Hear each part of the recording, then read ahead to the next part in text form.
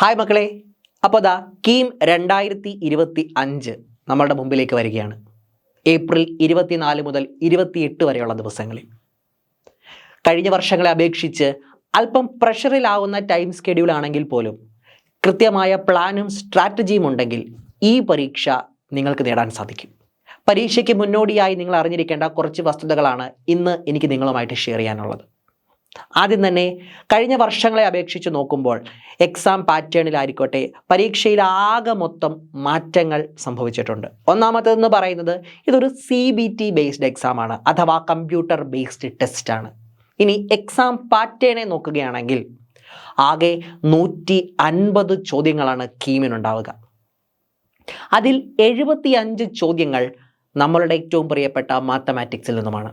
എന്ന് പറഞ്ഞാൽ 50% ചോദ്യങ്ങളും മാത്തമാറ്റിക്സിൽ നിന്നാണ്. അപ്പോൾ ഇങ്ങനെ ഒരു സാഹചര്യത്തിൽ എനിക്ക് നിങ്ങളോട് പറയാനുള്ളത് PLS മെത്തേഡ് വഴി എങ്ങനെ കൃത്യമായി പഠിക്കാം, അഥവാ പ്രയോറിറ്റൈസ്ഡ് ലേണിംഗ് സ്ട്രാറ്റജി. കൂടുതൽ പ്രയോറിറ്റൈസ് ചെയ്ത് ചാപ്റ്ററുകളെ മനസ്സിലാക്കിക്കൊണ്ട് മുന്നേറുകയാണെങ്കിൽ കീം 2025 നിങ്ങൾക്ക് ഒരിക്കലും ബാലികേറാ മലയാവില്ല. ഇവിടെ എനിക്ക് പറയാനുള്ളത് മാത്തമാറ്റിക്സിനെ പറ്റിയാണ്. മാത്തമാറ്റിക്സിലെ +1 +2 പോർഷനിൽ നിന്നും നിങ്ങൾ ഫോക്കസ് ചെയ്യേണ്ട ഇമ്പോർട്ടൻറ്റ് ചാപ്റ്റേഴ്സ്. +1ലേക്ക് തന്നെ ആദ്യം കടന്നു വരാം.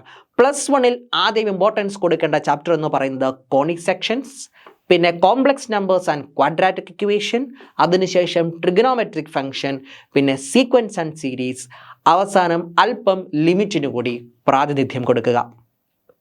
ഇനി +2ലേക്ക് കടന്നു വരുമ്പോൾ നിസ്സംശയം പറയാൻ കഴിയും ആദ്യത്തെ ചാപ്റ്റർ എന്നത് ഇൻ്റഗ്രൽസ്, അതിനുശേഷം 3D ജോമെട്രി, പിന്നീട് വെക്റ്റർ ആൾജിബ്ര, പിന്നീട് കണ്ടിന്യൂറ്റി ആൻഡ് ഡിഫറൻഷ്യബിലിറ്റി, അവസാനം ആപ്ലിക്കേഷൻ ഓഫ് ഡെറിവേറ്റീവ്സ്.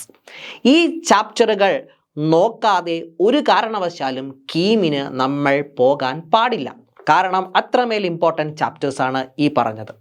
ഓക്കെ, അതായത് ഈ 75 ചോദ്യങ്ങളിൽ 32 മുതൽ 47 ചോദ്യങ്ങൾ ഈ ഒരു പോർഷനിൽ നിന്നായിരിക്കും. അതുകൊണ്ടാണ് PLS മെത്തേഡിൽ ഈ ചാപ്റ്ററുകൾ ഇൻക്ലൂഡ് ചെയ്ത് ഞാൻ നിങ്ങളുമായി ഷെയർ ചെയ്തത്.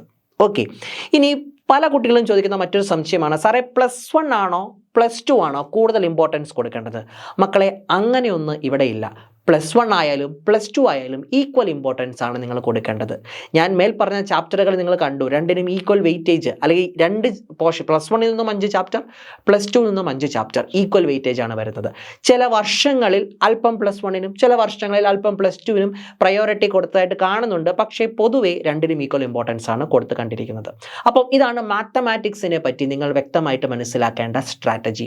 ചെല്ലാ ഫാമിലിയും ചെല്ലാ ക്ലാസ്സസും ഈ വരുന്ന കീം 2025 വേണ്ടി കൃത്യമായ പ്ലാനും സ്ട്രാറ്റജിയോടും കൂടി തയ്യാറായി കഴിഞ്ഞു. സൂപ്പർ ക്രാഷപ്പ് 2025 നിങ്ങളുടെ സ്വപ്നങ്ങൾക്ക് നിറം പകരാൻ. മക്കളെ, ഈ ഒരു അവസരത്തിൽ എനിക്ക് നിങ്ങളോട് പറയാനുള്ള ഒരേ ഒരു കാര്യമെന്ന് പറയുന്നത് പവർ ഓഫ് മാനിഫെസ്റ്റേഷൻ.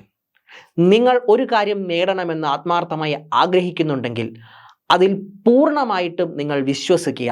നിങ്ങൾക്ക് അത് നേടാൻ കഴിയുമെന്ന് നിങ്ങൾ വിശ്വസിക്കുന്ന മൊമെൻറ്റിൽ അത് നേടാനുള്ള വഴികളും നിങ്ങളുടെ മുമ്പിൽ തെളിയും.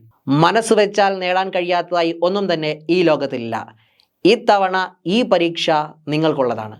വീണ്ടും കാണാം. അതുവരേക്കും ടേക്ക് കെയർ. ബൈ.